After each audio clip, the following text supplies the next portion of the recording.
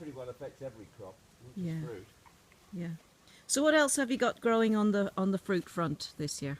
There's black currants, gooseberries, and rhubarb, as well as the cooking and eating apples, Right. as well as these guys here.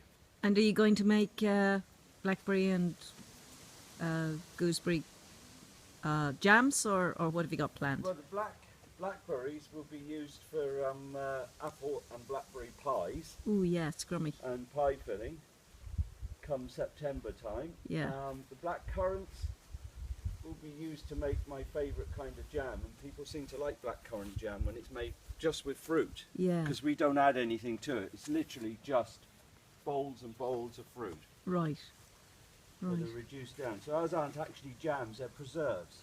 It's an old-fashioned way of keeping good fruit from the summer for winter use, hence the term preserve. And what else have you got growing out here this year in your vegetable patch, which I'm panning around to Vegetable here? garden, there is, Vegetable garden. well, the asparagus there on the right is finished, Asparagus is finished, yeah. so we use that. It runs to a fern, and we use that for flower arranging.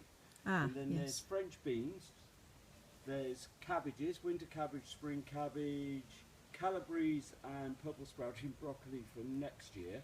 Uh-huh. We won't pick that till about March next year. There's the early potatoes and the main crop potatoes. Right. There's peas, courgette, cauliflower and carrots, parsnips. Strawberries are finished there, that you're just looking at now. Uh-huh.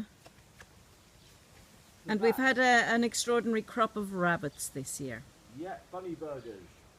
No bunny burgers, just nice little bunnies running around everywhere. So that's meant you'd have to protect your plants a lot more this year. Yeah, we've used netting on all the beds, and I haven't planted out the leeks yet, so I have to nip up and get a netting to protect them. So they're going to be planted this weekend.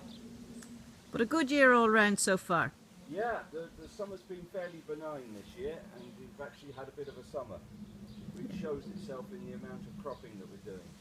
And because things like these raspberries depend on what the weather's like this year, for their crop next year, they're sending up canes, and they'll overwinter, and then they break into leaf in the spring and produce the raspberries. So what I'm picking raspberries off, these canes here Yeah.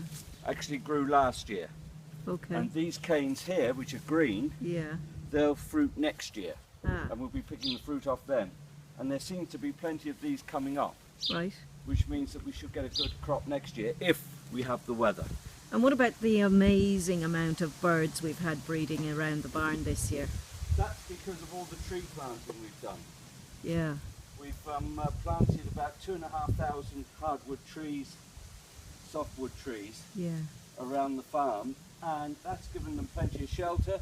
And because they're hardwoods, it also gives them food, because the insects will live in hardwood trees, which is what they don't do if you have things like spruce. Mm. You don't get the same insect life in them. They're even living within the eaves of the barn itself this Yeah, year. some of the birds, especially the starlings, Yeah. we've been nesting in what do you call them, swallows, in the stables, in the hay barn, and in the garden shed behind you there. Yeah. Okay. Good summer so far. Good summer.